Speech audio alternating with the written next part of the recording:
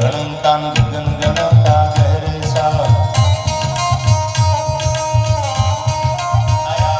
આટલી બધી મોટી સંખ્યામાં મારી નજર પોગે ત્યાં સુધી તમે બેઠા છો ડાયરાના માહોલમાં આનું નામ ડાયરો કહેવાય બધાય ભેળા થઈને સાંભળે આ સમાજના કહેવાય આપણા ગુજરાતનો જૂનો શબ્દ છે ડાયરામાં બેઠા છે આપણે એમ કહેતા ડાયરામાં બેઠા છે બે ચાર જણા બેઠા હોય ને ડાયરો નો કહેવાય ડાયરો તો એને કહેવાય જ્યાં સમૂહ હોય આવા ડાયરામાં આપણે મળ્યા છીએ આનું નામ જ ડાયરો છે દીકરી અને બાપ ભેળા થઈને સાંભળી શકે ભાઈ અને બહેન ભેળા થઈને સાંભળી શકે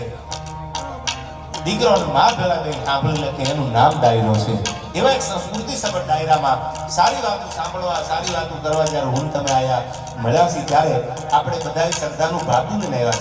છીએ આ આખું યુવા શક્તિ ગ્રુપ છે એને એકવાર જોરદાર તાળીઓથી વધાવી લે માનવતાના સારા કામ કરે છે આયા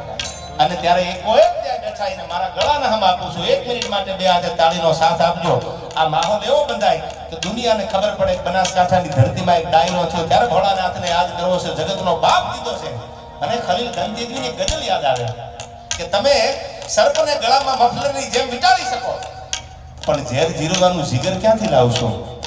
દુનિયાનો કોઈ દેવ હોય મહાદેવ કીધો છે દેવનો દેવ હોય તો ભગવાન ભોળોનાથ મહાદેવ છે અને ઈ મહાદેવને પાંથાવાડામાં યાદ કરવો છે કેવો છે આપણો બાપ દુનિયાનો બાપ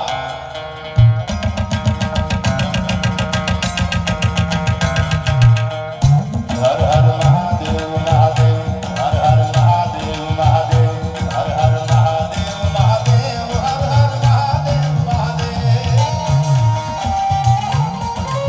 આયા બધાને વિનંતી કરું ખાલી 1 મિનિટ માટે એટલે બધાએ આવા તાળી પાડવામાં શરમ ન રાખતા બનાસકાંઠો છે આપણા બાપના ગુણ ગાતા હોય તો આપણને હરમ આવે તાળી પાડવામાં આ આપણા એમએલએ સાહેબ પણ આ આનંદમાં છે મોજમાં છે